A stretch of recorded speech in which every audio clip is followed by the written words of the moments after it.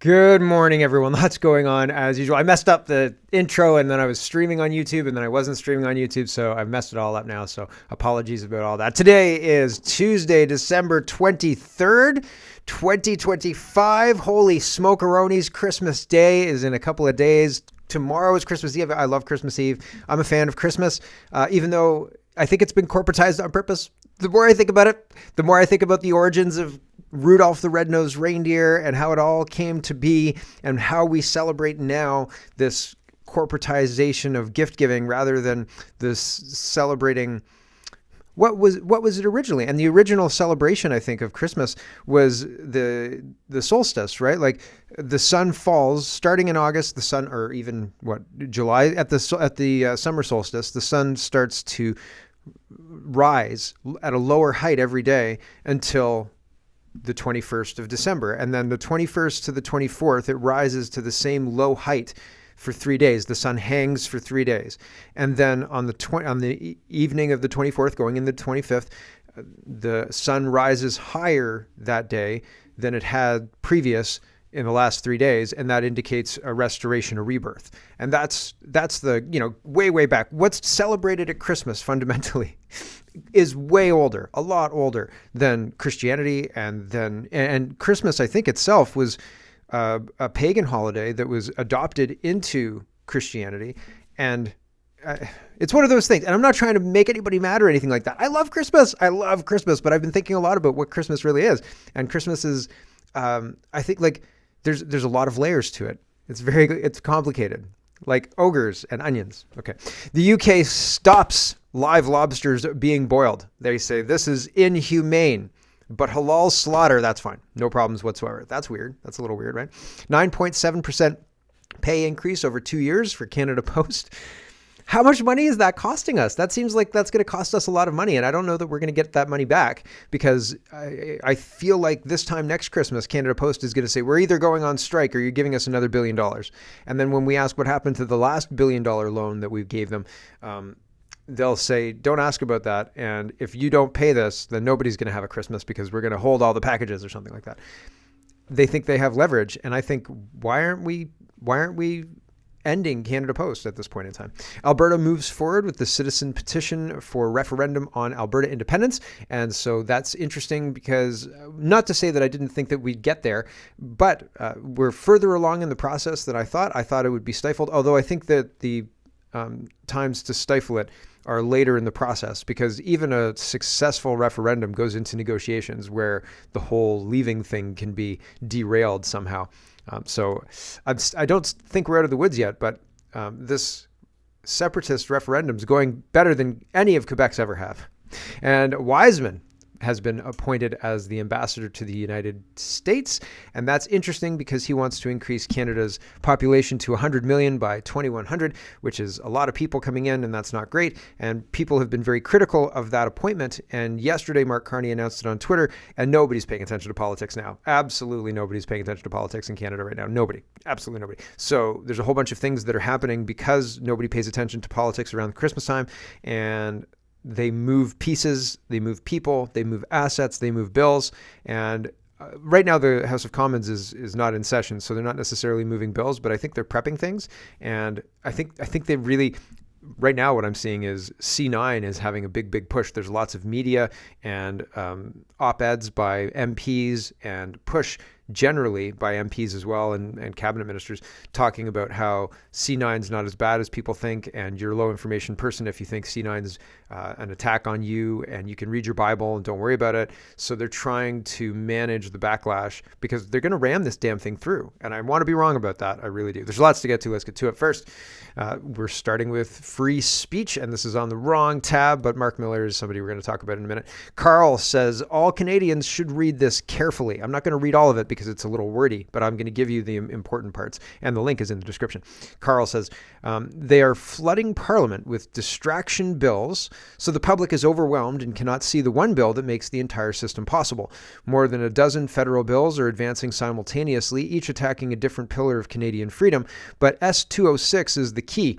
They fall into clear clusters. Bills attacking due process and court rights, Bill S206, administrative monetary penalties. This is the central pillar, he says, which enables penalties without hearings, judges, trials, or common law protections. Bill C-63, outdated, that died on paper, but it's kind of repackaged in C-9 a little bit. But I hear not exactly. But they want to bring back the Online Harms Bill anyway after they pass C9, I'm sure. Anyway, the Online Harms Act, Undefined Harm, Digital Speech Penalties, CRTC Enforcement Authority. Bill C-27, Digital Charter Act, creates federal AI regulators empowered to issue compliance orders without court oversight. So the Digital Charter Act would enable AI regulators to hand out fines through the Senate Bill 206. And this is not usual. Usually the Senate is not making bills that are passing through things. They do that sometimes, but often it's not something that's adopted. So that's if this is the linchpin of the bill, or one of the linchpins, because there are enforcement. Bill C-63 hands enforcement over to CRTC. But if this is the linchpin, then it's shaky because it's being introduced in a Senate, through a Senate bill, and that's not usual. Bill C-27, Digital Charter Act, creates a federal AI regulators. Bill C-52, Beneficial Ownership Transparency, expands federal surveillance and administrative enforcement. Bills attacking parliamentary supremacy, power shifts to agencies. Bill C-26, and people were saying fundamentally they want to take supply management and apply that system to every sector, and then have their own internal enforcement, their own internal courts, their own internal regulations that basically give a lot of power to the government to do whatever it wants with the people within the industry, just like they can do with the dairy industry. And it's hand in glove too. The dairy industry really likes it. They really like it because they're really rich because of it, right? And they can jack up prices, and the government covers their stuff. And I'm sure I'm leaving some things out of the dairy thing, but from what I can tell, it is a sacred cow that our politicians are not allowed to address at all. They are unable to say, if the first thing they do after winning leadership of the party is not stand on stage and drink from a 2-liter carton of milk, they're getting removed by the dairy cartel. So they have to kowtow, right? And so the politicians like it, the dairy cartel likes it. Canadians don't like paying more, but we don't have any way to fight against it, because if you want to be a politician in Canada, you have to kowtow to the dairy cartel. Bills attacking property rights. Bill C-234, Agricultural Fuel Restrictions, expands federal control over farm operations and production. Bill S-241, Jane Goodall Act, sweeping biosafety authority over wildlife, land, and private property. Bill C-49, Atlantic Accord Amendments, expands federal control over offshore land, climate restrictions, and energy development. Bills attacking freedom of speech and assembly. Bill 63, Online Hate. Bill C-261, Misleading Communications Act, penalties for misleading speech, undefined and discretionary. Bill C-70, Foreign Interference Act, mass surveillance powers with vague thresholds. I think they're doing all of this already. Bill attacking freedom of religion. Bill C-9, Harmful Conduct redefinition, allows the state to regulate spiritual beliefs and pastoral work under harm. The critical pattern, different bills, different sectors, different rights being attacked. But here's the truth. Every single one of these bills depends on one central enforcement pillar, and that pillar is Bill S-206, the administrative penalty switch. Bill S-206, the hub of the entire system, gives federal departments the power to issue penalties without a hearing, a judge, a trial, due process, common law protections, judicial review, and practice. It turns federal agencies into their own courts, investigators, prosecutors, judges, and enforcers. No democracy on earth should tolerate this. This is the enforcement engine behind digital IDs, central bank digital currencies, carbon allowances, biosafety, One Health rules, smart meter penalties, travel scoring, online speech controls, zoning, and land use mandates. Data alone cannot control a population. They need power to punish. S-206 provides it, and it remove the keystone, the arch collapses. Yes and no. There are enforcement mechanisms laid all through the bill. I don't think they're relying on S-206 at all. This guy really thinks so, but I don't think so. Why scatter us with other bills? Because if Canadians focus on S-206, the agenda dies. The distraction bills serve one purpose: to scatter attention and exhaust the public. I think that's true. To keep citizens debating side issues. That's a wizard circle that we get caught up in. To hide the enforcement bill under noise, to make resistance impossible to organize. If you organize something, they disrupt you anyway. to create outrage fatigue. This is how large control systems are built, through distraction around the edges while the core is slipped into place.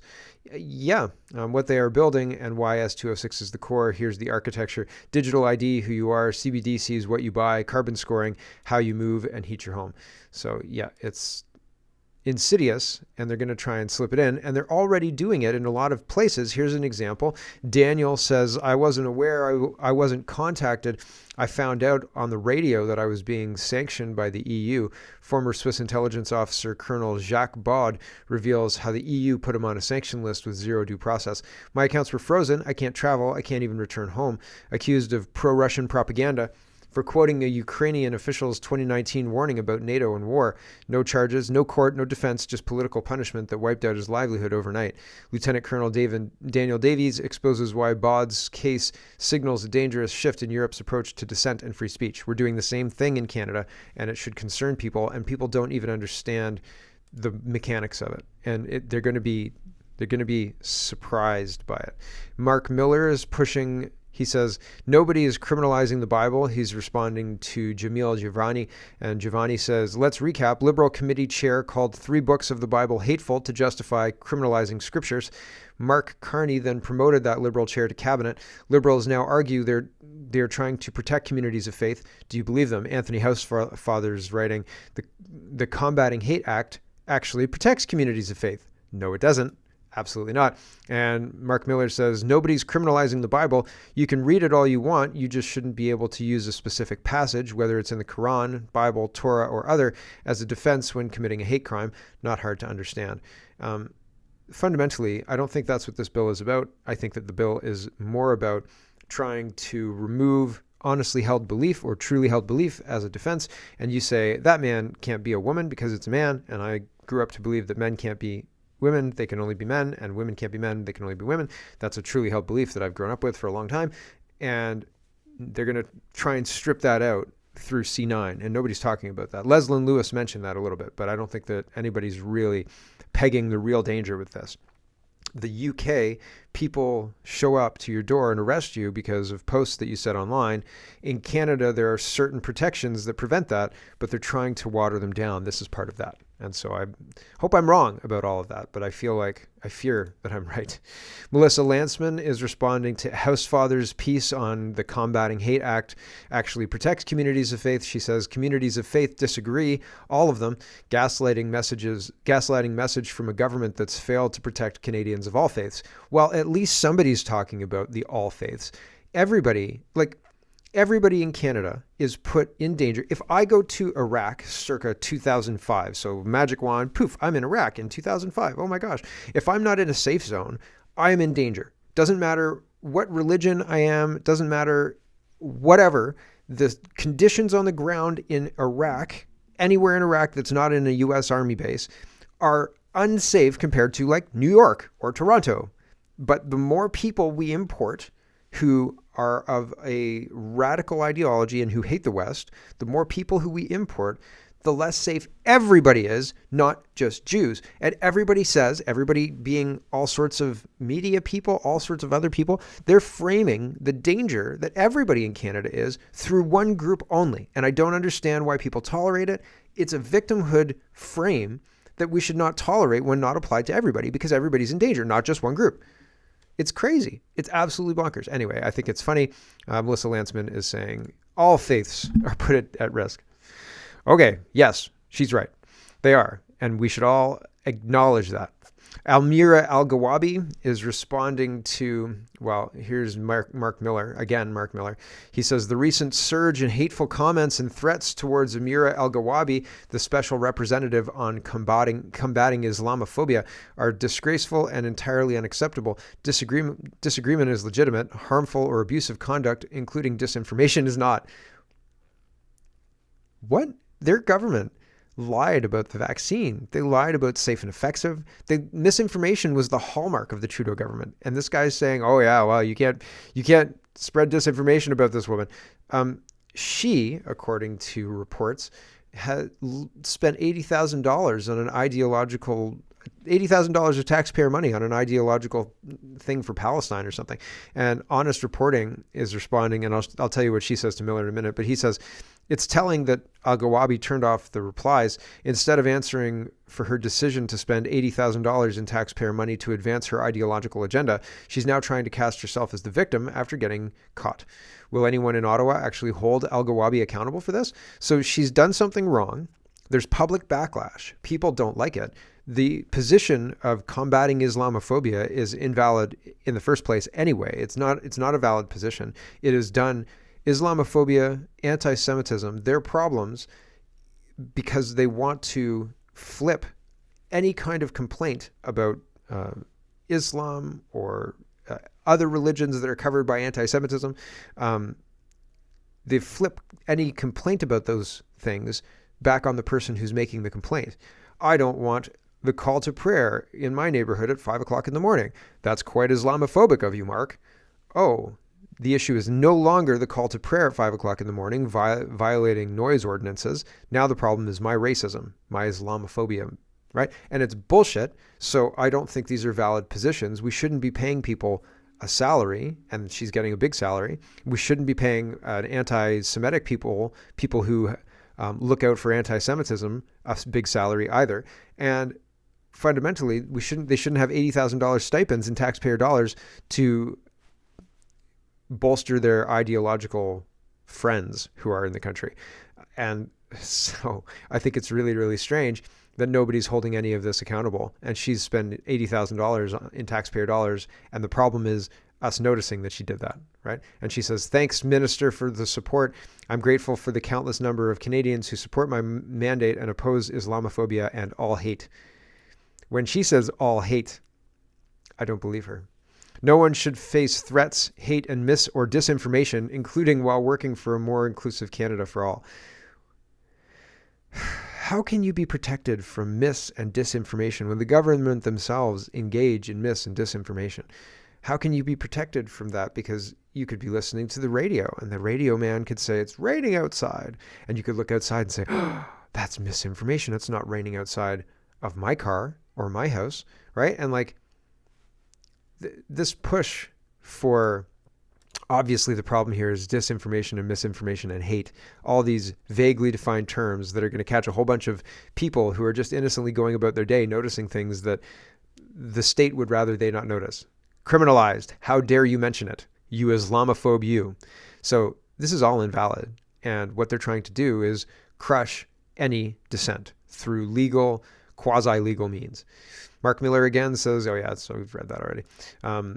Rupert Lowe says, we don't need any special treatment for Islam. We certainly don't need some new Islamophobia definition. All religions should be open to criticism, satire, and insult. Islam must be no different. Yep. If you're upset that people are criticizing you, well then stop doing that thing they're criticizing you for. Easy, right? Very, very simple. Very simple. Nate says, here's the Premier of New South Wales. We don't have the same freedom of speech laws they have in the United States. And the reason for that is we want to hold together a multicultural community. Well, that seems to be a problem then. Let's get rid of that whole multicultural community thing, and then maybe we can go back to free speech. It's not worth trading free speech for this multicultural bullshit. Thanks very much. There's been some that have been agitating in the Parliament to nullify the laws, to remove them off the statute books. Think about what kind of toxic message that would send to the New South Wales community. And I think the advocates for those changes need to explain, what do they want people to have the right to say? What kind of racist abuse do they want to see or be able to lawfully see on the streets of Sydney? You live in a society that demands free speech. So all of it, especially the stuff you disagree with, especially the stuff you don't want to see, all of it. That's the stuff that should be, and not like if you show up and you start blocking traffic, that's not free speech. No, you can hold your little flag, you can hold your little sign, but you don't get to block people's movement on the street or on the sidewalk or anything like that. You don't get these special rights that you get to break the law because you're protesting. We can do anything when we're protesting. No, you can protest and you can stand there and you can hold your sign and do what you got to do, but you don't get to impede other people. You don't get to intimidate other people. You don't get to hurt other people. You don't get to do any of that kind of stuff. If you do that kind of stuff, you should be arrested right away, right? Like, and regardless of whether I agree with what you're protesting or not, you should be arrested if you do things that violate the criminal code. I think that's pretty easy, right? Like, you're protesting. Okay. Protesting is protected. Okay. You're standing there. You're expressing your displeasure with this thing. You're protesting. Great. Stay there protesting. The second you start hurting people or getting into other people's space or anything like that, then that's a problem. And if other people who disagree with what you're protesting with, like Antifa, show up and start getting into your space, those people should be arrested. You shouldn't get, you shouldn't say, well, we agree with the Antifa people who don't like this protest, so we're going to let them F with these protesters. Nope.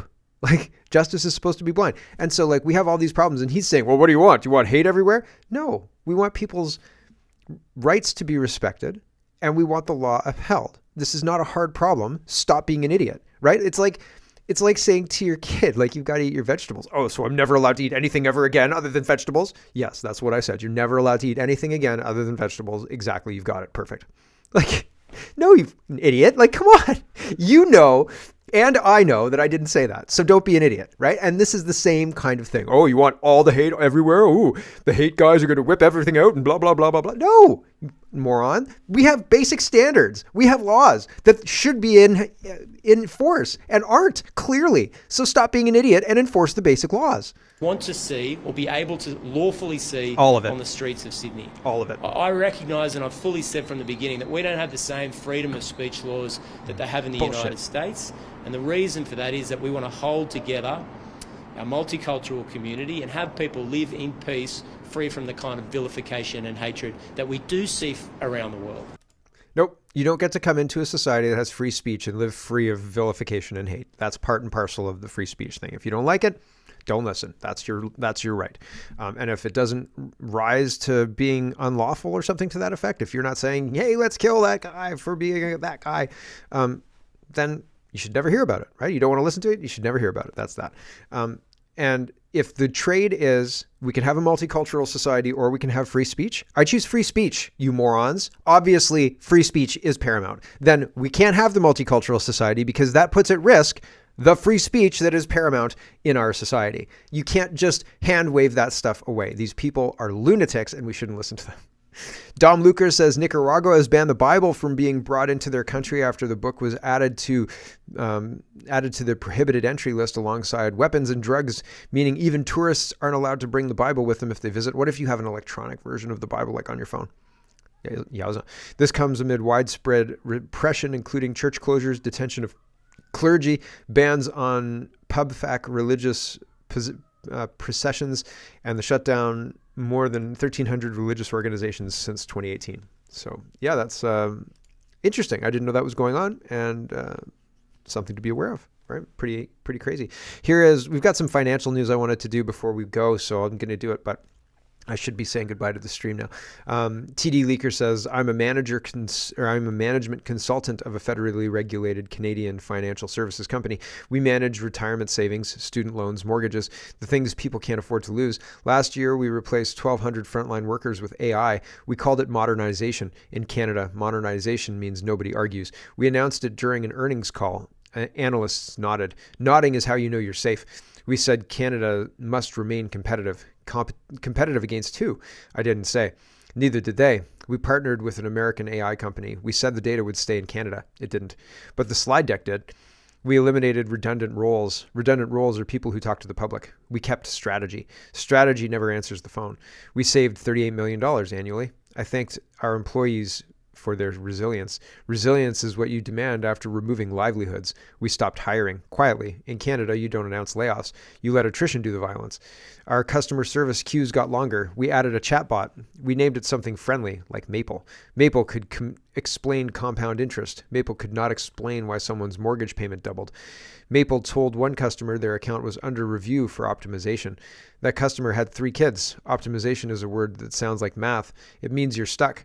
The complaints started piling up, not loudly. Canadians don't complain loudly. They complain in ombudsman filings. They complain in MPs' offices. They complained by quietly switching banks. That's worse. We blamed consumer confusion. Confusion is when the system works exactly as it's designed. We blamed interest rates. We blamed global conditions. We blamed immigration policy. Only briefly, in a footnote, our PR team caught it. We issued clarification. I went on CBC. I said, AI allows us to serve Canadians better. Serve is a flexible word. It can mean help. It can mean process. It can mean deny politely. The host asked about job losses. I said, Canada is facing a productivity crisis. Productivity is what you cite when wages stagnate. We brought back humans, not employees, contractors, remote, paid per interaction, no pension, no union, no benefits. We called it on-demand expertise. Expertise means apologizing for policies that you didn't design. Many of the contractors were former employees. They recognized the scripts. They wrote them. Now they read them back for less. Our ESG report praised the transition. We highlighted reduced office emissions, less space, less people, less obligation. We won an award. Awards are how right institutions forgive themselves. I've been invited to Ottawa, a panel, AI, efficiency, and Canada's economic future. I will say we must balance innovation with compassion. Balance is what you say when the scale is already tipped. Nothing will change, but the language will improve. And in Canada, that counts as progress. So things are bad. If only we knew how bad they really are. Holly Doan is reporting Canada Post says it has agreed to a compounded 9.7% 2-year pay increase for its largest union ahead of another emergency loan from Cabinet. At what point do we say no? At what point do we say this is a bad idea to spend money on this because it's a bad idea to spend money on this? We're not getting a good return on this at all. Everybody's paying for mail that is... what? The price of stamps is subsidized by taxpayers billions of dollars a year in new spending on Canada Post. It's crazy. It doesn't make any sense. Daniel says, I told you they'd let foreign buyers ban expire in 2027. Canada weighs opening its housing market to foreign capital, as reported by Bloomberg. And fundamentally, if you are a Chinese person living in China, you can buy Canadian real estate? Huh. Crazy.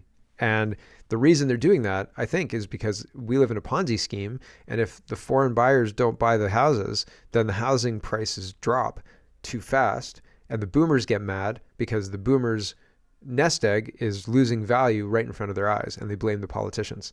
So that's interesting.